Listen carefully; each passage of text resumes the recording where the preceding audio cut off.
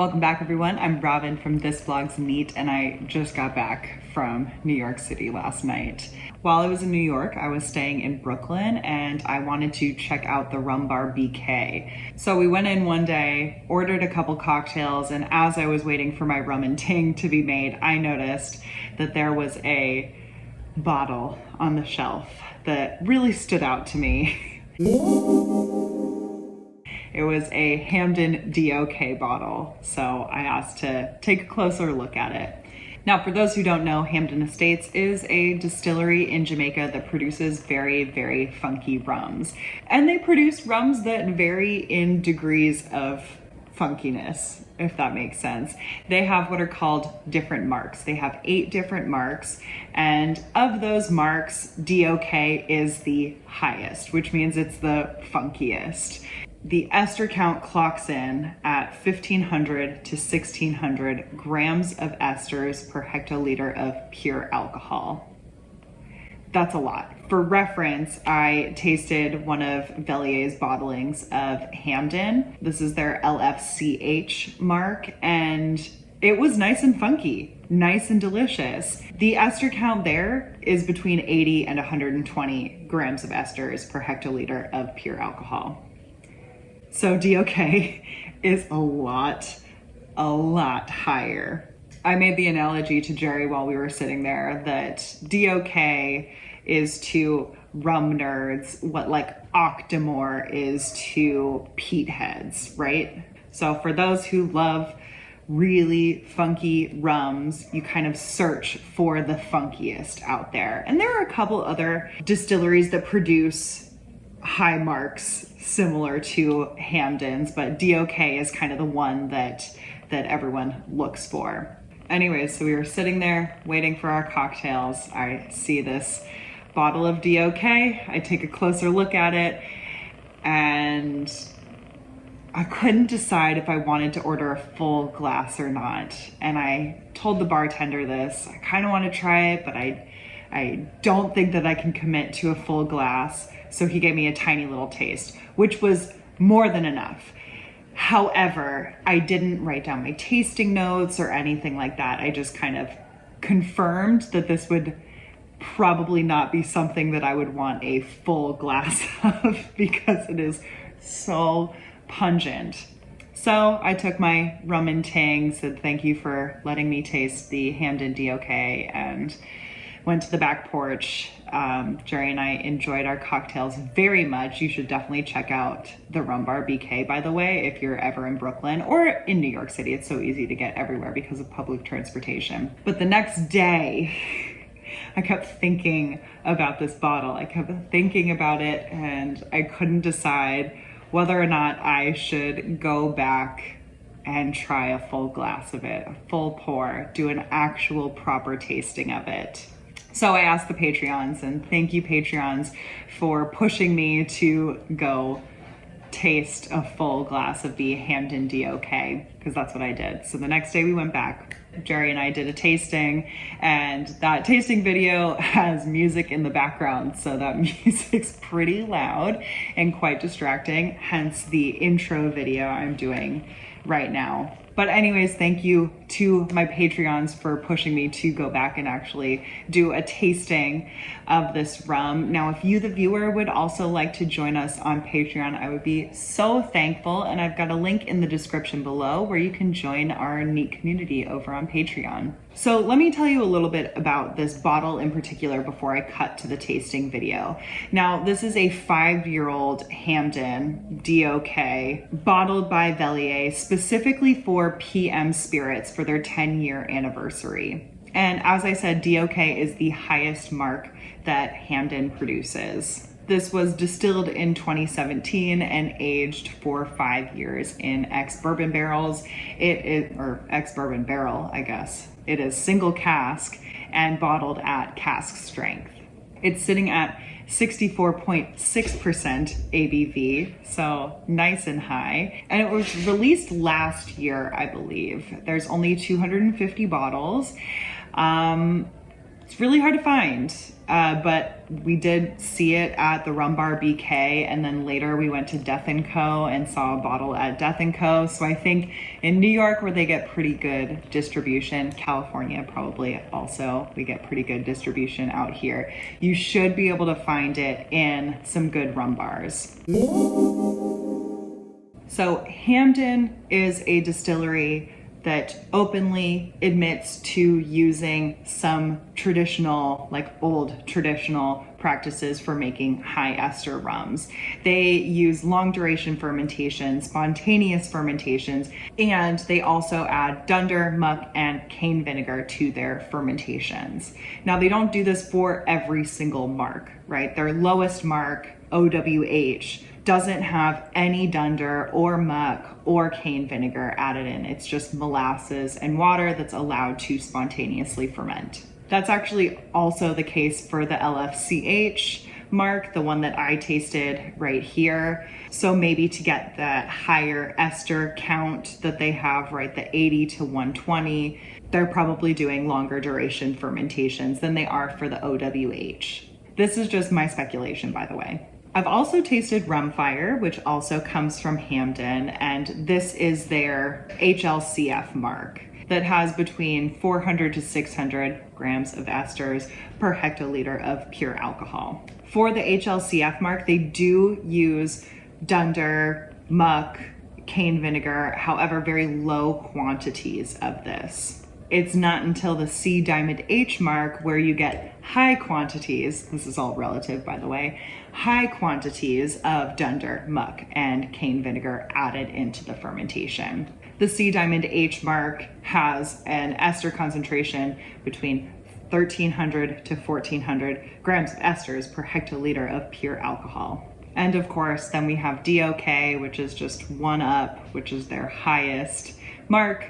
Again, uses high quantities of dunder, muck, cane vinegar, and has an ester concentration of 1,500 to 1,600 grams of esters per hectoliter of pure alcohol. Keep in mind, the ester count that they report is all ethyl acetate, which does make up a majority of the esters that are present in the rum. And I mean, like 98% of these esters are ethyl acetate, so, which smells like nail polish remover / fruity, depending on the concentration. Now, something I want to note is that these high ester rums, such as DOK, were not created to be consumed on their own. They were not created to be just sipped on neat in a glass. They were created as like everything in the spirits world, right, is a tax evasion. They were created because Jamaica was exporting a lot of their rums to the UK and Europe, and Germany was one country that they were sending a lot of rum to. However, in the late 1800s, I believe it was, Germany increased those import taxes on spirits from Jamaica and probably other things from Jamaica. So in order to kind of work around that, the Jamaicans created these ultra high ester rums so that you could take it and use it as a flavoring additive. So you could take a really clean rum that was produced domestically and you could add just a touch of this super high ester, this DOK Jamaican rum, and you would get a much more fruity, funky, flavorful rum. So these were actually called flavored rums. They weren't flavored in the sense that, like, well, we know flavored rums to be today, but they had so many esters, such a high concentration of these flavor and aroma compounds that they were considered flavored rums. So with all that being said, independent bottlers like Velier know that rum nerds want to know what these super funky rums, right? The funkiest rums, we want to know what they taste like. Whether it's because we actually really enjoy this complete punch in the face of flavors, or for me, I feel like I'm just more curious about what they taste like. It's more of an intellectual curiosity. So yeah, I ordered a full glass at the Rum Bar BK, and I enjoyed that entire glass. Was it that I liked that I was sipping the entire glass? Like the entire 2 ounces? No, I would have been more than happy to have just half an ounce of that. However, the pour was 2 ounces and it cost about $50. So yeah, I enjoyed that entire thing. Now, I will say after we did the tasting, I added some water into that to make it more palatable for me. Again, I was going to enjoy that entire 2 ounce pour, and it just helped me to actually enjoy it. Anyways, I know you guys just want to know what I thought of the DOK, so here you go. And keep in mind, this tasting was completely impromptu, so yeah, lots of background noise, lots of background music, and I apologize for that, but I hope you still enjoy the video. But yeah, without further ado, do you want to give us your nosing notes first? It's funky. And like stinky feet funky. The biggest thing I get on the nose is banana. But yeah, very ripe, dirty, garbage banana. Garbage banana. In a good way. So this to me, the first thing I get is pineapple. Yeah. A lot of like sweet though behind. Yes. So it's not like sour at all. Yeah. So I get like fermenting pineapple in a nail salon. But I do also get that banana. Once I get past the pineapple, I get the banana. It's definitely like super, super, super ripe. Like we're talking brown peel, like you can smell it from far away type but ripe. Sweet. Yeah, ripe bananas are very sweet. Yeah. Yeah, but not like when I say garbage, sometimes there's a sour smell with it. It's not sour. It's sweet. It's just the fruits that have been sitting out for a really long time. Yeah. But I also get, again, that sweet thing. I get like a creme brulee. There's some vanilla. I get vanilla as well, but like it is like vanilla bean. So there's like, again, like a little bit of funk behind it. It's not quite vanilla extract. It's like vanilla bean. And then there's a like salted licorice, salted black licorice. I'm gonna sip first.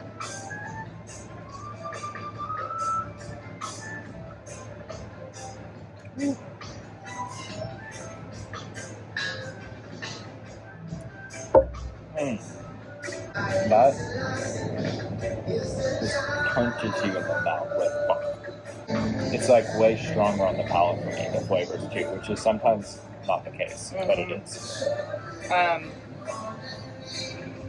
This is a high ABV, 60 something.